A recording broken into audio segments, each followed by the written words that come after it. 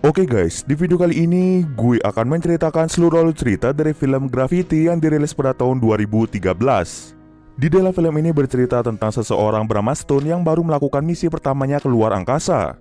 Tidak disangka dirinya dan yang lainnya mendapatkan musibah yang mengerikan. Kini ia harus berjuang bertahan hidup di luar angkasa. Bagaimanakah kisah selanjutnya? Yuk kita masuk saja ke ceritanya guys. Film ini diawali dengan memperlihatkan 3 orang astronot yang berada di orbit bumi untuk memperbaiki teleskop luar angkasa Hubble. Semua kegiatan yang mereka lakukan dipimpin langsung oleh seorang astronot bernama Matt. Terdapat salah seorang wanita bernama Stone yang baru pertama kali keluar angkasa. Stone ini dulunya seorang dokter dan kini ia memutuskan untuk menjadi seorang astronot. Walaupun Stone masih dalam masa training, ia disuruh untuk melaksanakan misi pertamanya untuk melakukan perbaikan perangkat keras di luar angkasa. Selama berada di angkasa, Mission Control yang berada di Houston, Texas memperingatkan mereka tentang sebuah satelit Rusia yang terkena serangan rudal. Serangan tersebut mengakibatkan puing-puing dari satelit berceceran di luar angkasa. Mission Control itu menyuruh mereka untuk segera pergi dari koordinat mereka, karena akan ada puing-puing dengan kecepatan tinggi akan menabrak mereka. Walaupun mereka mendapatkan kabar itu, tampak dari sini mereka tidak mempedulikan peringatan tersebut. Mereka malah melanjutkan perbaikan itu. Tak berselang lama, mereka mendapatkan informasi lagi bahwa misi yang mereka jalankan harus dibatalkan saat itu juga. Karena ada situasi darurat di mana puing-puing tadi menghantam satelit lainnya sehingga menciptakan puing-puing baru. Dan kini akan ada lebih banyak puing-puing yang akan menghantam mereka. Dengan situasi darurat tersebut, akhirnya mereka semua pun bergegas pergi dari tempat itu. Tanpa mereka duga, ternyata puing-puingnya mulai menghantam mereka semua.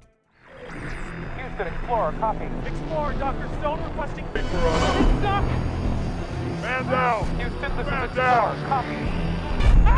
Astronaut is off structure, Dr. Stone. Puing-puing tersebut membuat mereka berpisah satu sama lain.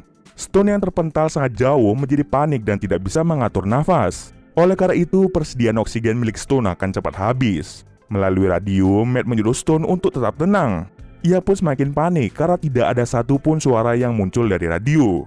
Ia berpikir bahwa Matt dan juga rekan satunya telah tewas. Tapi tak berselang lama, beruntungnya Matt langsung menyuruh Stone untuk menghidupkan lampu agar ia tahu di mana letak Stone berada. Stone akhirnya sadar bahwa oksigennya menurun dengan sangat cepat akibat dirinya tidak bisa mengatur nafas. Kini persediaan oksigennya hanya tersisa 8% saja. Matt kemudian datang untuk menyelamatkan Stone. Agar mereka tidak terpisah satu sama lain, mereka langsung mengikat tali ke tubuh masing-masing. Karena puing-puing itu berkecepatan 50.000 mil per jam, maka Matt menyimpulkan bahwa puing-puing itu akan kembali menghantam mereka dalam waktu 90 menit. Mereka kemudian kembali ke pesawat luar angkasa untuk mencari satu rekannya. Saat sudah sampai di sana, ternyata satu rekannya sudah tewas dengan mengenaskan.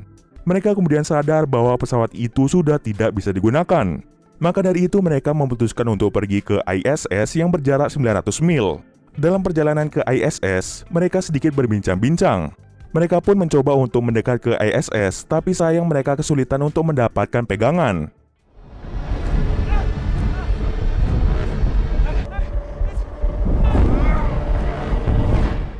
Sayangnya tali yang menghubungkan antara Matt dan juga Stone terputus yang mengakibatkan mereka mulai berpisah. Beruntungnya, kaki Stone tersangkut tali parasut, sedangkan Matt masih berputar-putar di angkasa. Stone mencoba meraih tangan dari Matt, namun dirinya tidak berhasil. Karena tali yang menjerat kaki Stone tidak akan kuat menopang 2 orang, maka Matt menyuruh Stone untuk melepaskannya saja. Walaupun Stone tidak rela kehilangan Matt, dengan terpaksa Matt melepaskan tali yang dipegang oleh Stone. Akhirnya, mereka berdua terpisah satu sama lain.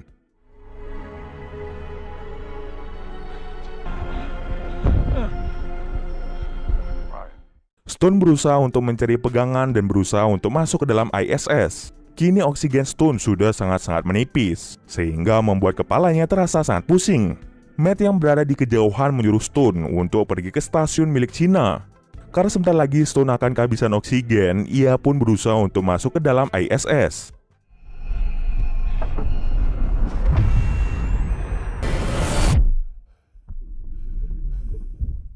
Setelah berhasil masuk ke dalamnya, ia pun langsung membuka seluruh pakaian astronotnya.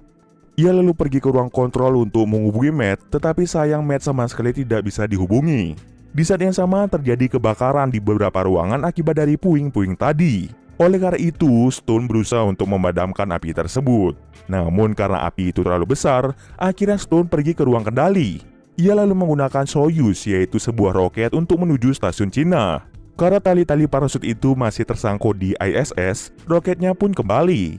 Stone berusaha keras untuk mengontrol roketnya agar tidak bertabrakan dengan ISS. Walaupun Stone ini baru menjadi seorang astronot, tampak skill berkendaranya tidak bisa diragukan lagi. Dengan begitu, ia berhasil menghindari tabrakan tersebut.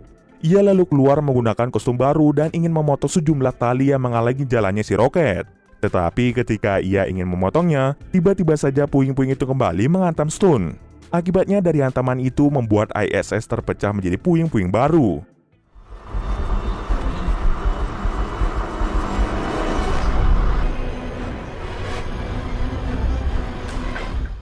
Dengan cepat, ia pun kembali masuk ke dalam roket dan menyetel timer sekitar 90 menit.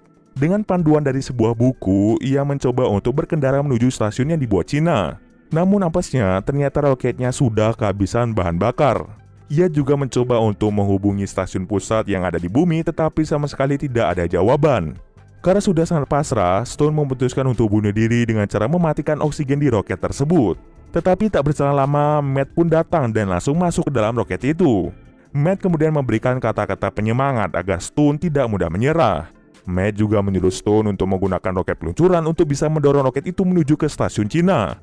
Setelah diberikan kata-kata penyemangat oleh Matt, akhirnya Stone sadar bahwa itu hanyalah sebuah halusinasi. Walaupun itu hanyalah halusinasi semata, terbukti bahwa halusinasinya membuat Stone bangkit kembali. Ia lalu menghidupkan kembali oksigen dan langsung mengikuti instruksi dari Matt. Dengan instruksi yang diberikan, pada akhirnya Stone berhasil mendekati stasiun Cina. Karena roketnya hanya bisa sampai situ saja, Stone memutuskan untuk keluar dari roket dan membawa semprotan pemadam kebakaran sebagai pendorong untuk bisa sampai ke tempat tujuan. Singkat cerita, dengan usahanya, akhirnya Stone pun sampai di stasiun milik Cina.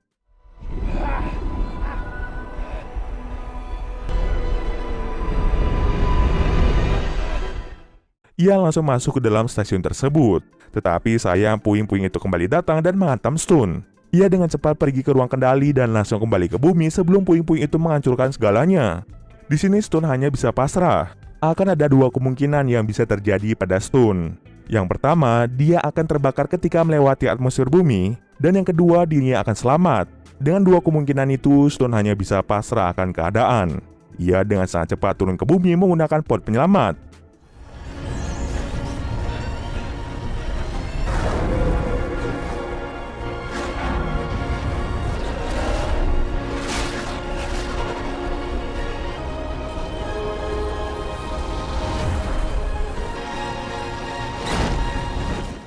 Ia pun akhirnya mendarat di sebuah danau. Komunikasi radio dari Houston memberitahu Stone bahwa ia berhasil melacak keberadaan dari Stone. Dan kini kru penyelamat akan segera datang untuk menyelamatkan Stone. Stone kemudian mulai membuka pintu itu dan air dengan cepat masuk ke dalamnya. Ia menarik nafas dalam-dalam dan mencoba untuk mencari jalan keluar. Beruntungnya ia berhasil melepas pakaian astronot dan mulai berenang menuju daratan. Stone hanya salah seorang yang berhasil selamat dari insiden mengerikan di luar angkasa. Dan cerita pun selesai. Oke, mungkin sekian dulu video kali ini. Jika ada kesalahan, gue mohon maaf. Oke, see you next video guys.